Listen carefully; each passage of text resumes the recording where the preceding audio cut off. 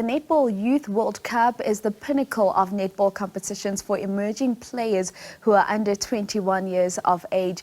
Gibraltar will be the host of the Netball World Youth World Cup in 2025. However, this weekend will see 7 countries from the African continent going to battle at the African Qualifiers for the Netball World Cup at the Rembrandt Hall for the 17th to the 23rd of March. Now, we've roped in Netball South Africa President Cecilia Molokwane to talk about these fixtures as well as the importance. Good morning, President. Thank you so much for joining us this morning. We haven't had you on Morning Live in a while. Good morning. It's good that you have me now and you have me with the young ones. You always have me with the senior ones, and I'm happy to be here for the young ones. Let's talk about the young ones, because I think with all the changes we've seen happening within the structures at Netball South Africa, from the coaching to some of the players moving on and retiring, and now we have this Youth World Cup coming up in 2025, a good opportunity to assess how we are faring in comparison to the rest of the world. Let's talk about the preparations so far and how that roadmap is looking.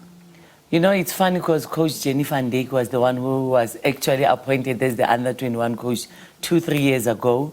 And now she is the senior coach. And we had no time to advertise for under-21. So we said, why don't you take Precious Mutembu, who's been with the team for quite a long time, and put her there. In Netball South Africa, what I've learned since I came in is after players retire, we don't actually take good care of them like that. So we started with Precious, and then we roped in Phumza Maweni to be her assistant and to take this. You know, Jenny has been working with the team and Precious for quite some time. So I know that when we took Precious, we didn't make a wrong decision, because it will be a continuation of what was happening. It's not what we wanted it to be, that they prepare for such a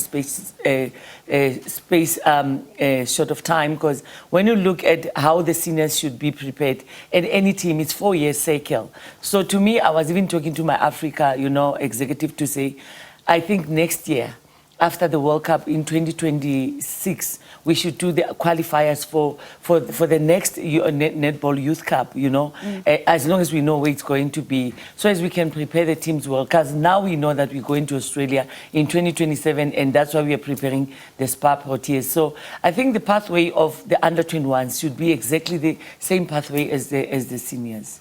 And we speak about that pathway, and when one looks at the fact that this Youth World Cup has not been staged since 2017, but notwithstanding that, the team has been in action and has been exposed to some competitive games. And we look at the AUSC Region 5 games which took place. How important was that competition for this young under-21 team? I mean, it started with Region 5 games, and when you look at them, these young girls, I think 80% of them went to Lesotho and some went to Malawi, and they understand the pressure of playing, against Africa. Africa plays a different ball game. We play a different ball game, and we are the ones that actually give these overseas countries a headache of what is our style of play, how do we do it. So Region 5 was very important, because most of these players, as I said, 80%, let me say 8 out of 10 of these players have played Region 5 games. And this is very important, because it prepared them now to come and say, we can take the stage, and preparing them for the world. The most important thing is Gibraltar 2025 next year. As it starts the tournament in September, which I was also surprised, because I knew it to be in July, but I think Gibraltar took a decision that it should go and play in September, but we are happy to go and participate. I mean, since 2017 July, the girls have never played any competitive at the world level, at the world level, they've never played any competition. So it's very important that they go and play. I mean, it's 7 years of drought, if you can look at it at an international level, which is not correct. Absolutely. I also want to touch on the fact that, and I was listening to Jenny van Dijk speaking on Sports at 10 during the week, to just say the pressure is also different now, because you used to look at South Africa and you'd be like, we're definitely at the top in terms of the continent, but all the other teams in the continent are also upping their game and they're also getting better, and that's of course just increasing the pressure.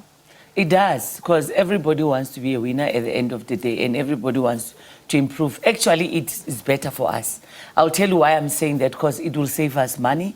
We don't have to travel overseas anymore. We can play Uganda, we can play Malawi, we can play Zambia, we can play Zimbabwe, we can play these countries to come, Namibia, Botswana, we can play all of them and say, come and let's play at home. To me, it's very important that we make sure that the netball in Africa rises. That's why we say together we rise. Because if we want to shine and shine alone, we are not doing anything as Netball South Africa, because we'll always want to play overseas countries. And I always say charity begins at home, and where's home is Africa. So we need to make sure that these African countries become very competitive.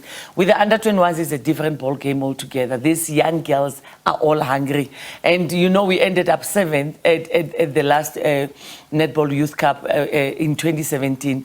And it means we didn't qualify automatically, because the first 5 countries qualifies automatically. So in 2017, we didn't end up well. That's why we had to host these qualifiers, so the girls can go to Gibraltar, because if you don't have a regional qualifier, you cannot go to the World Cup.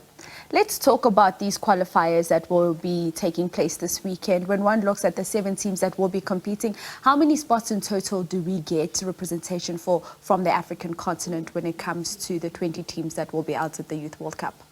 We get 3 spots. If we had somebody that was in the top 5, would have 4, like we have it in the senior.